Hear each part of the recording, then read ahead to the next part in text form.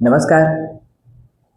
અતુલ્ય IAS અને Gujarat carrier academy તમારું સર્વેનું સ્વાગત કરે છે. હું છું તમારી સાથે ડૉક્ટર અતુલ સર.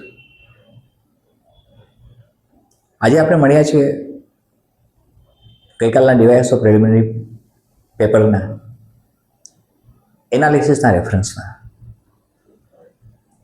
અનેક સ્પર્ધાત્મક પરીક્ષાર્થીઓ સતત અતુલ્ય આઈએએસ અને ગુજરાત કેરિયર એકેડેમીનો સંપર્ક કરે છે ગઈકાલના પ્રિલિમિનરી પેપરના રેફરન્સમાં. આવું મને મારી ટીમ તરફથી કહેવામાં આવ્યું છે. તમે બધાએ મારા વિડીયો સેશન્સ જોયા હશે. જે તે સમયે આજથી 10, 12, 15 દિવસ પહેલાં કે જ્યારે વિડીયો સેશન્સ ચાલતા હતા ડીવાયએસઓ અને રેવન્યુ તલાટીના, ત્યારે એક વાત તરફ હું ચોક્કસ બધાનું ધ્યાન દોરી ચૂક્યો હતો, અને એ હતું પેપર લેન્ધી હશે, લાંબુ હશે, એસેશન રીઝન પણ હશે, વધારે હશે, વિવરણાત્મક સવાલો પૂછાશે, બધા સવાલ એટેન્ડ નહીં થઈ શકે. મેં એમ પણ કહેલું કે 200 ક્વેશ્ચન્સ 120 મિનિટ્સમાં તમારે એટેન્ડ કરવાના છે. સમય ઓછો છે.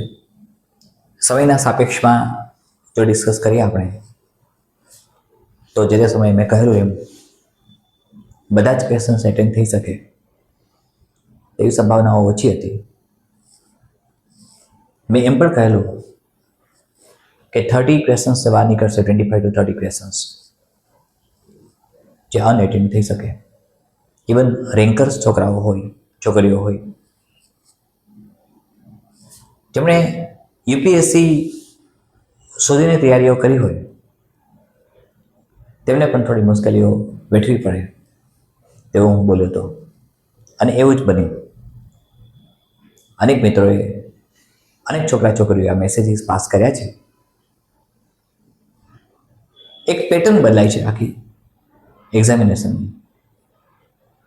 સિસ્ટમ અને પેટર્નનો ડિફરન્સ સમજવાનો પ્રયાસ કરશો તો તમને ખ્યાલ આવશે. મેરિટ પ્રિલિમિનરીના આધારે, સ્ક્રીનિંગ ટેસ્ટના આધારે તમે જ્યારે મેન્સ માટે જઈ રહ્યા છો ત્યારે કયા પ્રકારે બને, કેવું બને, કેટલા માર્ક્સ સાથે તમે મેન્સમાં પ્રવેશ મેળવી શકો છો, આ ઘણી બધી વાતો તમારી સામે આવશે, આવે છે. ગઈકાલે એક્ઝામ પૂર્ણ થયા પછી તરત જ લગભગ અડધી જ કલાકમાં મેં એક શોર્ટ નોટ, એક શોર્ટ અને બ્રીફિંગ કરેલી ટ્વીટ એક્સ ઉપર મૂકેલી. વારંવાર તમને મેં કહ્યું છે તેમ એમસીક્યુ અને કન્સેપ્ટ, આ બંને વચ્ચેનો તફાવત સમજો. Conceptual questions, detail study, GSEB અને એનસીઈઆરટીનું કોમ્બિનેશન કમ્બાઈન કરીએ આપણે તો આ પેપર ગઈકાલનું એટલું હાર્ડ નથી, પણ કક્ષા કઠિનથી મધ્યમ છે. મેં બધા જ 200 ક્વેશ્ચન્સ વાંચ્યા છે. જેમણે મારા વિડીયો સેશન્સ એટેન્ડ કર્યા છે તેમને ખ્યાલ છે ઇન્ડિયન ઇન્ડિપેન્ડન્સ એક્ટ 1947, 1935 વિશે આપણે ગહન અધ્યયન કરી ચૂક્યા હતા. ભક્તિ મુવમેન્ટ તરફ આપણે ગયા હતા. સાથે કેટલાક કોન્સ્ટિટ્યુશનલ ક્વેશ્ચન્સ કે જે પોલિટીને લગતા છે, જેમાં ચોક્કસ પ્રકારના કેસીસ, સુપ્રીમ કોર્ટના જજમેન્ટ, વર્ડિક્ટ, એના આધારે જે સવાલો પૂછાયા તે તમારું જ્ઞાનાત્મક કૌશલ્ય માગી લે છે. તમારું કેટલું વાંચન વિશાળ છે તે માંગી લે છે. ગઈકાલના બધા જ ક્વેશ્ચન્સ, લિસન ટુ મી, ગઈકાલના બધા જ ક્વેશ્ચન્સ કે જે કોન્સ્ટિટ્યુશનલ અને પોલિટી બેઝ હતા તે મોસ્ટ પ્રોબેબલી જો તમે સ્ટડી કરશો તો કેશવાનંદ ભારતી કેસ જેઓ લડ્યા તે નાની પાલખીવાળા સાહેબનું વી ધ પીપલ નામનું એક પુસ્તક છે. વી ધ પીપલ, નાની પાલખીવાળા સાહેબનું આ પુસ્તકમાંથી જ આ સવાલો લેવાયા. જો આ પુસ્તક કોઈ વાંચ્યું હોય વી ધ પીપલ તો બધા જ કોન્સ્ટિટ્યુશનલ પોઈન્ટ ઓફ વ્યૂના ક્વેશ્ચન્સ એમાં કવર થઈ જાય છે. નાની પાલખીવાળા સાહેબની વાત પણ મેં મારા વિડીયો સેશનમાં કરેલી, ડિટેલ ડિસ્કશન કરેલી. ઓકે, હવે પોઈન્ટ વાઇઝ વાત કરી લો, થોડો સમય ઓછો છે મારી પાસે અત્યારે, તો પણ કે તમે જે ક્વેશ્ચન્સ એટેન્ડ કરીને આવ્યા છો એ ક્વેશ્ચન્સની સંખ્યા સપોઝ 170 થાય છે, 160 થાય છે. જનરલી મેરિટ કેવી રીતે બની શકે અને અલગ અલગ ફીડબેક હું મંગાવું છું મારી ટીમને કહીને. મારી ટીમ પ્રયત્નો કરે છે, મળે પણ છે બધા ફીડબેક્સ, અને એક ફાઇનલ કન્ક્લુઝન ઉપર આપણે 1 કે 2 દિવસમાં આવી જઈશું કે જેમાં હું તમને એવું કહી શકીશ કે રેન્ડમ આટલું મેરિટ મેન્સ માટે અટકી શકે. પણ અત્યારે મારું જે પ્રથમ દ્રષ્ટિ અવલોકન છે, પર્ટિક્યુલરલી ડીવાયએસઓ પ્રિલિમિનરી ગઈકાલની એક્ઝામ માટેનું, તે એવું થાય છે કે જે સ્ટુડન્ટ્સ, જે પરીક્ષાર્થીઓ, જે છોકરા છોકરીઓ અપ્રોક્સિમેટલી, મારા શબ્દોને ધ્યાનથી સમજવા પ્રયાસ કરજો, અપ્રોક્સિમેટલી 80 to 85 માર્ક્સ લાવે છે, 80+, તેમને મેન્સની તૈયારી શરૂ કરી દેવી જોઈએ. I repeat myself again. Those who are able to get plus 80 marks, they should start to prepare for mains. સમય બગાડ્યા વગર મેન્સની તૈયારી શરૂ કરો. 80+ જે લોકોને માર્ક્સ આવતા હોય છે, સાચા માર્ક્સ હોય છે, તમારી આન્સર કી ડાઉનલોડ થઈ જાય, પ્રોવિઝનલ આન્સર કી મુકાઈ જાય, તમે ચેક કરી લો, તમને ખ્યાલ આવી જશે.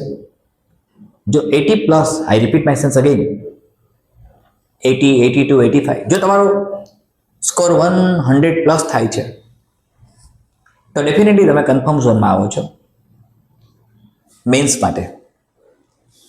જો તમે 100+ માર્ક્સની આસપાસ પહોંચો છો તો ટ્રિપલ ફિગર તમને મેન્સમાં પહોંચાડે છે.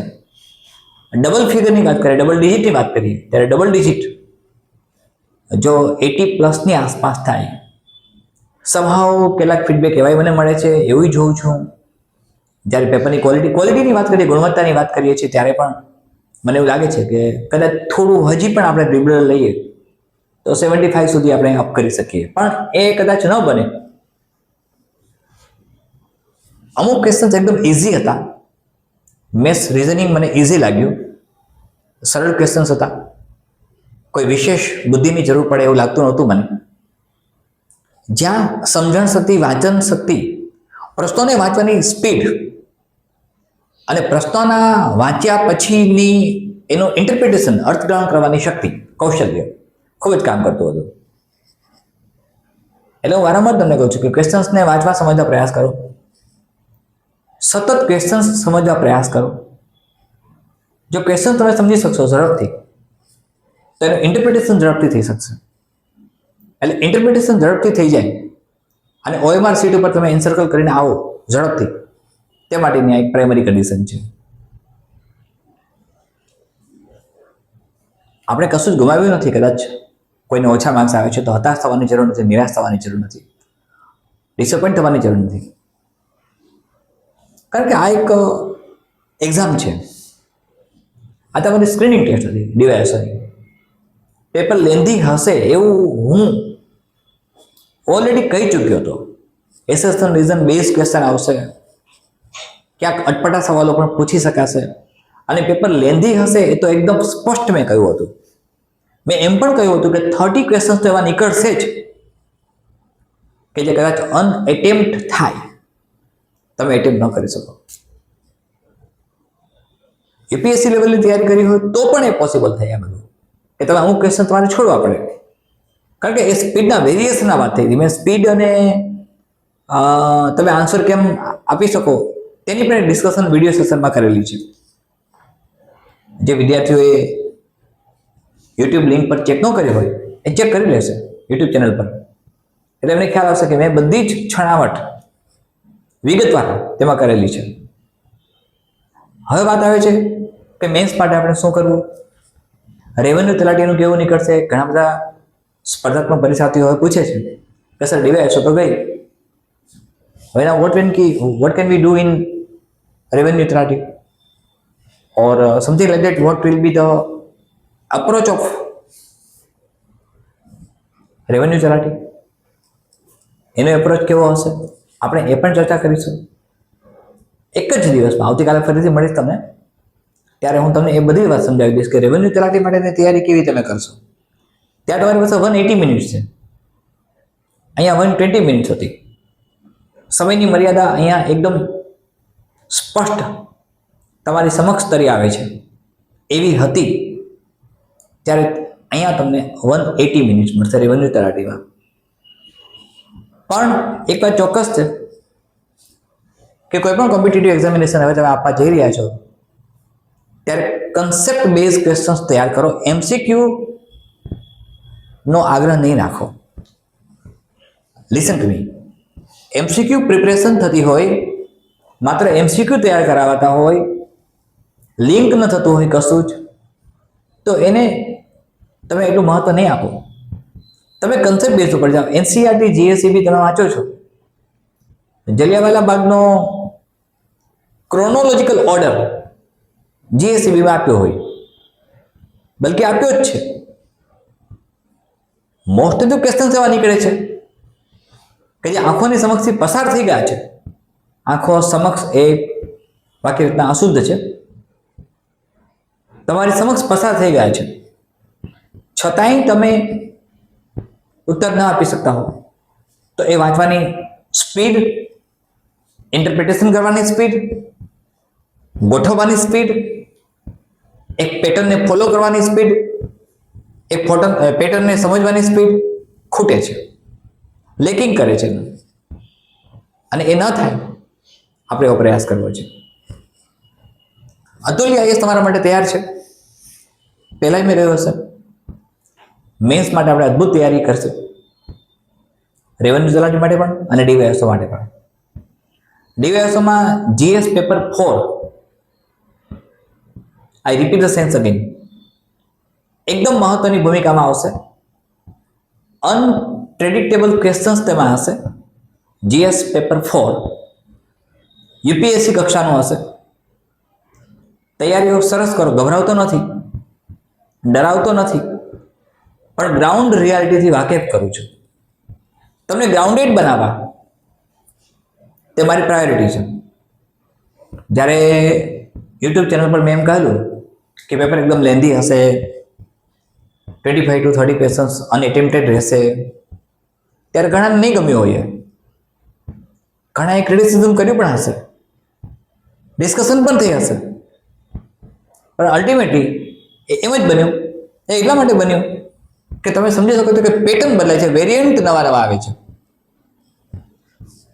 કોરોના વાયરસ લાંબો સમય ચાલ્યો કારણ કે વેરિયન્ટ બદલાવ્યા, નવા નવા વેરિયન્ટ પ્રોડ્યુસ કર્યા. સવાલો કોઈ પણ બોર્ડ, કોઈ પણ પબ્લિક સર્વિસ કમિશન કે યુપીએસસી આટલા વર્ષોથી પરીક્ષા લેતા હોય તો એકને એક સવાલો વારંવાર પુનરાવર્તિત નહીં થઈ શકે. નવા સવાલો તરફ જવું પડશે. તો એ નવા સવાલો તરફ કેમ જાય? જ્યારે મેં ફિલોસોફીના લેક્ચર લીધા હશે, વેદ ઉપનિષદ ભણાવ્યું હશે, ત્યારે એમાં ભક્તિ મુવમેન્ટ સુધી પહોંચી ગયા હતા આપણે. રામાનુજાચાર્ય, વલ્લભાચાર્ય, આ બધા સુધી આપણે પહોંચી ગયા હોઈશું. મને યાદ છે એક્ઝેક્ટલી. મારા એ વિડીયો સેશન્સ તમે એક વખત ચેક કરી લેજો. કોઈ પણ સવાલ એવો નહોતો કે જે વિદ્યાર્થીઓની તૈયારી એવી હોય કે જેમાં એણે ગહન અધ્યયન કર્યું હોય તો ન આવડે તેવો. આવડી જાય, પણ સમયની મર્યાદા હતી. એટલે મોટાભાગના મિત્રોનું કેવું એવું રહેશે, ઓપિનિયન એવો રહેશે કે સર સમય ખૂટ્યો, સમય વધારે હોત, આ જ પેપર જો 180 માર્ક્સનું 180 મિનિટ્સનું હોત તો પરિસ્થિતિ કંઈક જુદી હોત. 120 મિનિટ્સ હતી, 120 મિનિટમાં તમારે બધું જ કરવાનું હતું. એટલે આપણે હવે પછીની તૈયારીઓ જે કરીએ છીએ એ એવા એંગલ, એવા દ્રષ્ટિકોણથી કરીએ કે જેમાં તમને મિનિમમ મુશ્કેલીઓ આવે. તો એના માટે શું કરવું? ઘણા રસ્તાઓ છે. નવી સ્ટ્રેટેજી બનાવીશું, નવા વેરિયન્ટનો સામનો કેમ કરવો, મુકાબલો કેમ કરવો, ફાઇટ કેમ આપવી, એ પણ આપણે જોઈશું. ગભરાવાની જરૂર નથી. બધાએ જેવું લખ્યું છે, બધાનું જે થયું છે, બધાએ જેટલા છોડ્યા છે ક્વેશ્ચન્સ, તમારે એટલા છોડવા પડ્યા છે. એટલે એ ચિંતા નહીં કરો. પેપરની ક્વોલિટી, લેન્થ, આ બધાનો ચર્ચા કરવાની હવે જરૂર નથી. આ બધી વાતોને એક બાજુ મૂકી દઈએ. હવે શું કરવું છે એ વિચારીએ. જે રેવન્યુ તલાટી માટે પણ બનશે.